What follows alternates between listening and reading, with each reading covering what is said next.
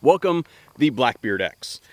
If you're not familiar with Mantis at this point in time, then you're wrong, but in all seriousness, Mantis is responsible for the manufacture of a whole bunch of different training aids focusing on different platforms. This one is obviously AR-15 centered. It replaces your bolt and your magazine, and its prime function is to cycle your trigger components. Nothing happens, right? Cool, right? Well, it also shoots a laser out the front that is capable of not only just generating a laser so you can see where you've got it pointed and all, but it also works in conjunction with their training academy that is an app for your phone. We've covered the Blackbeard previously, so you're like, okay, well, what's the big deal? They also make a product called the Mantis X, which is an accelerometer-based training app that is designed to evaluate your fundamentals of your trigger squeeze and gun handling. This device incorporates not only the Blackbeard system that does all the things that we just described, but it also includes the same stuff from Mantis X.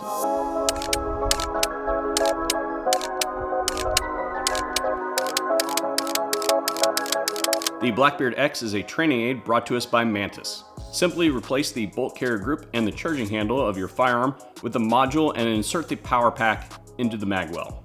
The power module is charged via a micro USB cable and has the charging indicators near the top. The servo located in the underside of the body initiates a hammer recycle to prepare for the next shot. There is also a control mechanism for the laser to remain on independent of the operating mechanism. Thinking critically about it for a second, I think that one of the major values in a device like this is in dry fire practice, because let's be honest about it, dry fire practice sucks. Because you have to not only render the firearm safe, separate the ammunition out to a different location so that you have no chance of introducing it, and you also have to contend with the first rule of firearm safety. So you have to set up a safe space to be able to do it. Once you've got all that done, and you've gone through all those motions, you go to do your dry fire practice,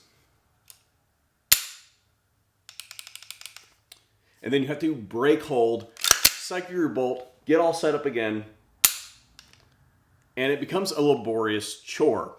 It's not a one-to-one analog with range practice, with live fire practice. It just simply isn't. If we move over to the Blackbeard X for a second, this is no longer a firearm. This is a glorified laser pointer.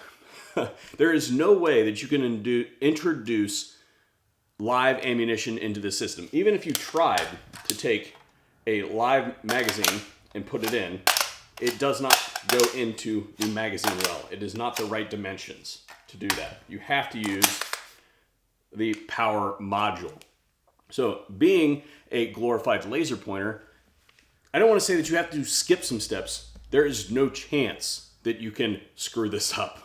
So, not only is it a glorified laser pointer, but it eliminates the problem with that one-to-one range practice and being able to not have to cycle your bolt after each shot. Now, where on earth did I put those ads on my channel? Oh, well, that's embarrassing. Sorry about that, guys. One of the companies that has stepped in to help us recoup some of the lost ad revenue from the YouTube shenanigans is PowerTech, listed on our Linktree account that is in the description box down below, as well as our full affiliates page, where you guys can take advantage of good deals from companies that we trust. Thanks. So I thought about this device as a night training aid, and we have it here. You can see that signature is pretty good, but I'm going to go ahead and give you guys a look through the PVS-14. All right, so you guys can see that there's a van down there, and this is our laser. It's a green laser, but what does that actually mean? Well, this is a pretty much standard laser pointer off of like Amazon or whatever. There you guys have it. And this is actually a violet laser pointer. I leave this on the back of my helmet in case I need to point at something, and you can see up close here it's pretty bright, but down there not so much.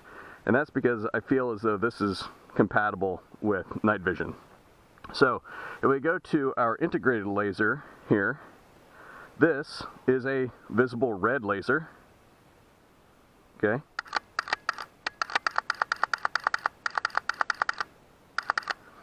And then this is an IR laser.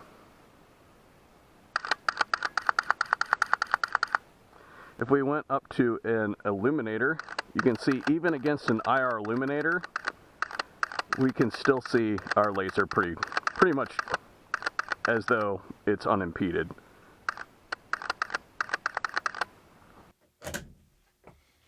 I wanted to make sure that we had plenty of time to spend on the X in Blackbeard X today, because in my opinion, that's the most important part of the whole unit.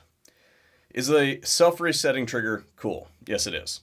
Is the laser module cool? Yes, it is, and it integrates really well with their Laser Training Academy that I have a full video out on for your viewing pleasure. I have it linked in the description box down below.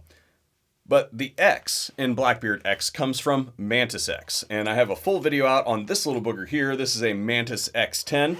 This is their live fire variant, and I have used the absolute crap out of this thing. Because if you remember back about 1.5 years ago, I broke my hand. Not only did I break my hand, I broke my dominant hand. And from that whole experience, I generated some pretty terrible habits that took a lot of repetition to work out. So much so that when I took a training course after breaking my hand, thank God it was a friend of mine that was teaching the class, because he didn't treat me with kid gloves, we'll put it that way, which is definitely not what I needed at that time. So what I thought we would do is I'd show you just what the X function's all about.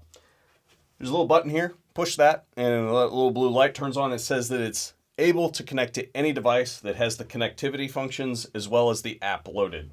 So if we go ahead and start our screen record on my cell phone here, there's a whole bunch of training available in this app. And if I were to go through this, it would be a half-hour video, and we probably wouldn't be able to even get through half of it then. So to even attempt to go through all the training functions of this would just not do it service. So we're not even going to try. We're going to go to just open training.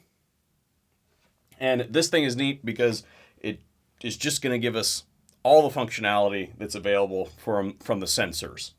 So if we start it, and I'm just gonna use the whiteboard there, there's a little cat drawn on it, and I don't like cats. Okay. If we look at this, not a great score. You can see that there's some red squares stacked up there that correspond to the 5 shots that I broke, and you can see that 2 of them are over here and 3 of them are down there. Now, if we click on those, it'll show us basically what it is it thinks that we were doing, and then we can correlate that data with our experience to be like, is that what I was doing or not? If we scroll this way, we can see the breakdown of our shots, and we go over this way, then we can see the trigger press movement and the hold movement. And I'll go ahead and click on this so that you guys can see what it is that means. But basically it gives you a breakdown of how the gun was moving as you were breaking the shot. If we take it one more over, then you can also see the gross movement of the rifle in general. So the yellow is the trigger press, and the red shows the moment after the trigger breaks, which may be very large depending on if you're using a live fire unit or not, but this is obviously not. So we can go shot by shot and see the movement pattern of the weapon when we were using it. And now we're going to do it bad. We're going to do, the first shot is going to be going up, and then we're going to make an X the opposite direction, and then we're going to do one of these.